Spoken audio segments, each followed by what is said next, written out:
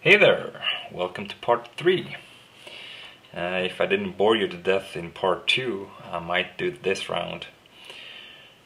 Anyways, in part 2 we looked at the specifications of the custom i7 versus the iMac i7, and you can see there's a lot of green on the custom i7 side and there's a lot of red on the iMac side. And we're going to go to a key factor for deciding between an iMac or a custom built PC. These are the things that are important for me. It's upgradability. For many people, upgradability isn't a key factor, and for them the iMac i7 would be a great computer. For the rest of us that needs some kind of upgradability, we would rather build a custom PC. Let's take a look, shall we? Upgradability. iMac i7 versus custom i7. Can you upgrade the CPU? Like I said in part 1, it may be possible on the iMac. If it's not soldered down, maybe you can change it. On the custom rig, yes, you can change it. You can, in a year or two, buy a much faster i7 900 series CPU, and maybe when the i9 with the 6 cores is released, if you're lucky, your motherboard will support it, and you can upgrade the CPU only, and you will have a 6-core machine that would obliterate the iMac, blow it out of the water. Memory, max memory on the iMac, 16 gigs. Max memory on the custom PC, 24 gigs. Max internal hard drive, 2 terabytes on the iMac. That's the current limitation. You're limited to 1 drive, and since the drive capacity is 2 terabytes at the moment, the maximum, there's a limitation.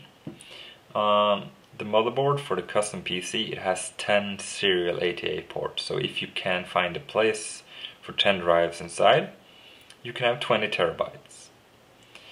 And that's 10 times as much. Optical drive, could you upgrade it? I guess on an iMac, probably wouldn't be cheap. On the custom PC, no problem. You just pop the old one out, in with a new one. You could have 2, you could have 3, you could have a Blu-ray player, no problem. And wireless network. What happens in a year or two if a new standard comes out? Could you change your wireless network card in iMac? Perhaps, maybe. If you send it into Apple or Apple's service workshop, they might be able to change it on the custom PC. Yeah, you take out the old one, put in a new one. Could you change the graphics card? As I said in part 1, I would guess. I don't think they have different motherboards for what type of graphics card the customers buy. Would it be cheap? I seriously doubt it. On the custom PC, yeah, no problem. You just pop out the old one, in with a new one. Could you add more USB ports or firewire ports on the iMac? No, definitely not. Not without adding a hub, external hub. Can you add more USB ports or firewire ports on the custom PC? Yeah, if you have an expansion slot for it, you can put in a new card and get more parts. And we have the last here, the USB 3.0. When it comes out, can you have it in your iMac? Seriously doubt it. On the custom PC, no problem. Just take out a card. If you don't have a spare expansion slot, you put in a USB 3 card and you have it. So that's the core issue for me is that you can do so much more with a custom-built PC than an iMac. I'm not saying that iMac is a crap machine. It's not. It's a good machine. But what you're buying is a package, something that Apple has put together, and it is how it is. You have very limited possibilities to upgrade or expand your system, while on a custom-built PC you have much more freedom to do what you want, and that's the thing for me.